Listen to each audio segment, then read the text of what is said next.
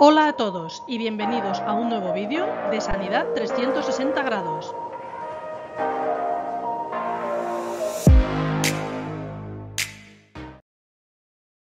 Empezamos el vídeo número 5 de la serie dedicada al aparato digestivo y en esta ocasión vas a aprender la anatomía del intestino.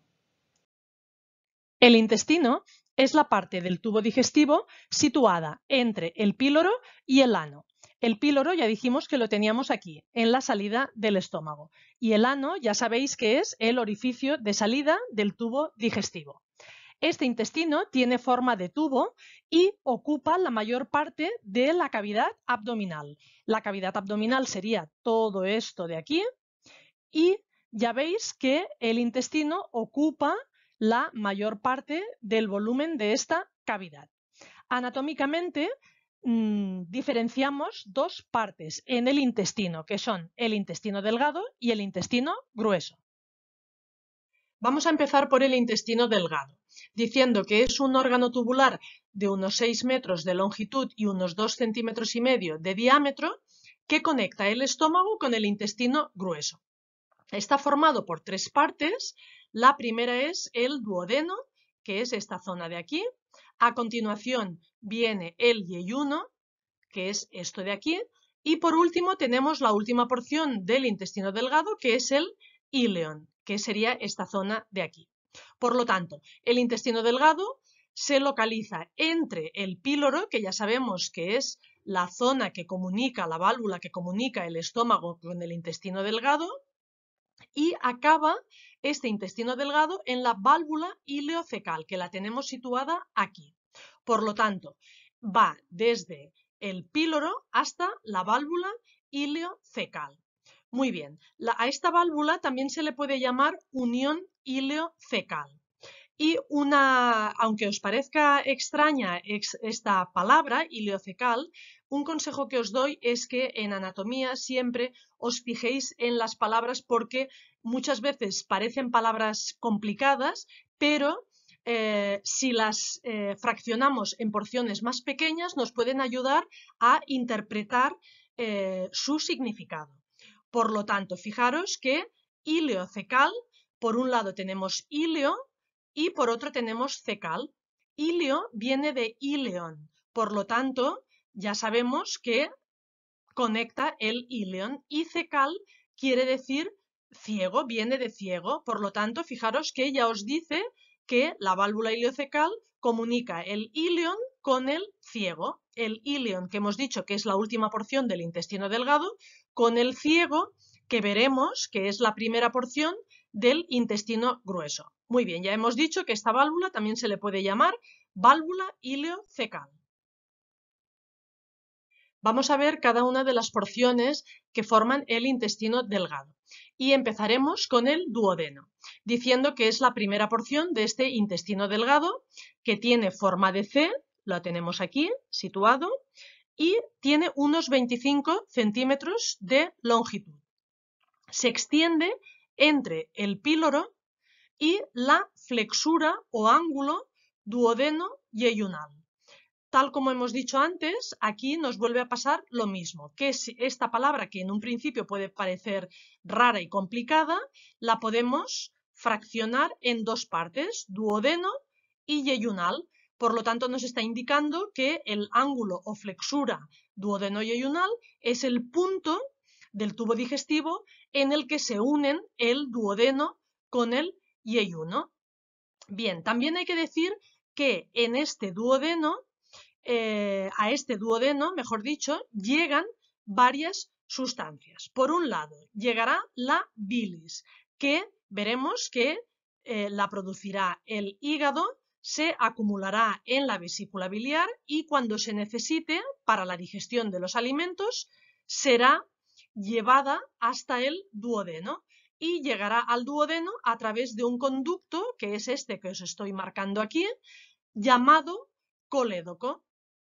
Por otro lado, al duodeno también llegan los jugos pancreáticos. El páncreas lo tenemos aquí, dibujado de color amarillo, y en él se produce el jugo pancreático que, de la misma manera que la bilis, también participará en la digestión de los alimentos. Pues bien, este jugo pancreático es conducido hasta el duodeno a través de dos conductos llamados conductos pancreáticos mayor y menor, y ambos desembocan también, igual que el colédoco, en el duodeno. Por último, también hay que decir que la mucosa del duodeno produce una sustancia alcalina que llamamos moco alcalino, y estas glándulas se llaman glándulas de Brunner. ¿Y qué función tiene este moco alcalino? Pues bien, pensad que en el estómago el pH de su interior es muy ácido y, por lo tanto, una vez que el contenido del estómago pasa al duodeno, se tiene que ir neutralizando este pH tan ácido, y esto empieza ya mismo en el duodeno. Por lo tanto, este moco alcalino, pensad que alcalino químicamente quiere decir que es contrario a ácido, ¿de acuerdo? Por lo tanto, químicamente este moco neutraliza la acidez del contenido del estómago que pasa hasta el duodeno. Ahora continuamos con el yeyuno y con el íleon, que son respectivamente la segunda y la tercera porción del intestino delgado. Ya hemos dicho hace un momento que el yeyuno empezaba en la flexura duodeno-yeyunal y que el íleon acababa en la válvula ileocecal. Por lo tanto, esta válvula ileocecal será el punto de comunicación entre el intestino delgado y el intestino grueso. Por lo tanto, conecta el íleon con el ciego. Bien, otra cosa importante que hay que decir es que el yeyuno y el íleon están muy vascularizados. ¿Y esto por qué? Pues porque en estas dos porciones del intestino delgado se produce la mayor parte de la absorción de los nutrientes de los alimentos. Y esto se produce gracias a tres cosas. Por un lado, a que en la pared de tanto del yeyuno como del íleon encontramos una serie de pliegues. ¿De acuerdo? Fijaros que os los muestro en el dibujo. Todo esto serían los pliegues de la pared del intestino delgado, en este caso del yeyuno y del íleon. ¿Esto qué produce? Pues produce que esta zona tenga una mayor superficie de contacto entre la mucosa y el contenido que va pasando por el yeyuno y por el íleon, de tal manera que hay más oportunidades para que se vayan absorbiendo los nutrientes porque hay una mayor superficie de contacto. Pero la cosa no se acaba aquí, sino que aún hay dos mecanismos más a través de los cuales esta superficie de contacto aún aumenta mucho más. ¿Cómo es esto? Pues fijaros, por otro lado, aparte de los pliegues de la pared del intestino, tenemos que la mucosa de estas zonas del yeyuno y del íleon tienen unas prolongaciones como estas que veis aquí, ¿de acuerdo? Esto sería una prolongación de la mucosa del intestino que llamamos vellosidades. De estas vellosidades hay muchísimas, con lo cual fijaros que aún más se multiplica la superficie de contacto entre el contenido que circula por el yeyuno y por el íleon y la superficie de absorción. Y fijaros que estas vellosidades están formadas por una serie de células, fijaros que están una pegadita a la otra, y en la parte más externa, veis, de cada una de las células, volvemos a tener otra serie de prolongaciones que aún multiplican aún más la superficie de contacto. A esta especie de pelitos que veis aquí, se llaman microvellosidades y no deja de ser nada más que unas prolongaciones de la membrana celular de cada una de estas células. O sea, cada una de estas células tienen unas prolongaciones en sus membranas celulares que forman estas microvellosidades. Por lo tanto, hemos dicho, por un lado, pliegues de la pared, luego, vellosidades, y encima de cada vellosidad hay unas microvellosidades, que hemos dicho que son estos pelitos, que son prolongaciones de la membrana celular de las células que hay en cada una de las vellosidades. Por lo tanto, a través de estos tres mecanismos se consigue que la superficie de contacto y de absorción, por lo tanto, sea en una persona adulta de unos 300 metros cuadrados. Fijaros que si no fuera por estos tres mecanismos y la superficie interna del tubo digestivo a este nivel fuera liso, no se podría absorber de una manera tan eficiente los nutrientes de los alimentos. De esta manera aumentamos muchísimo la superficie de absorción y por lo tanto este proceso de absorción es mucho más eficiente. A continuación del intestino delgado encontramos el intestino grueso, que es la última porción del tubo digestivo. Hay que decir que tiene aproximadamente 1,5 metros de longitud y unos 6,5 centímetros de diámetro, por lo tanto es de un mayor diámetro que el intestino delgado y está formado por tres partes, que son el ciego, el colon y el recto. El ciego lo tendremos aquí, es esta pequeña parte inicial del intestino grueso. El colon empezaría aquí y sería todo esto de aquí. Y por último encontramos la última porción del intestino grueso, que será el recto, que ya sabéis que acaba en el ano, que comunica ya el tubo digestivo con el exterior.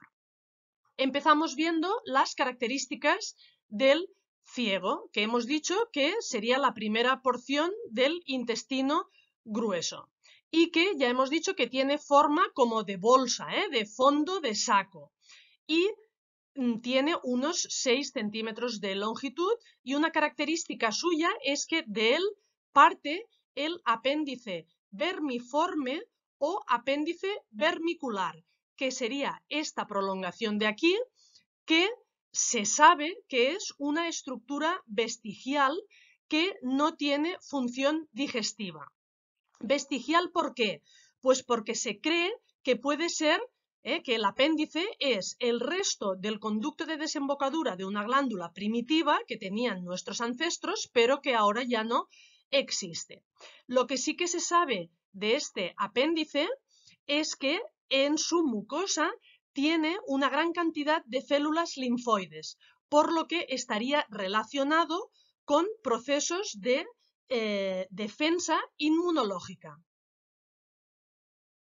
La segunda porción del intestino grueso hemos dicho que era el colon y representa la porción más larga del intestino grueso. Lo dividimos anatómicamente en varias zonas, como son el colon ascendente, porque sube, el colon transverso, porque va de un lado a otro de la cavidad abdominal, el colon descendente, porque baja, y el colon sigmoide, que es esta zona de aquí, final del colon, que tiene forma de S y que acaba en el recto. La tercera y última parte del intestino grueso es el recto. En él distinguimos dos zonas.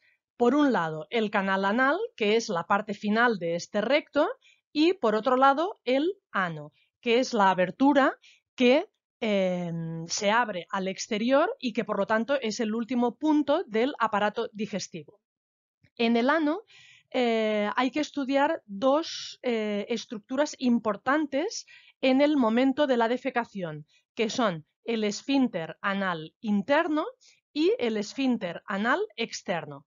En vídeos anteriores ya explicamos que era un esfínter, Por lo tanto, fijaros que tenemos dos esfínteres a nivel del recto que influirán de manera muy importante en el momento de la defecación. Este esfínter anal interno sería de musculatura lisa y por lo tanto de contracción involuntaria. Y el esfínter anal externo sería de musculatura estriada y por lo tanto de contracción voluntaria.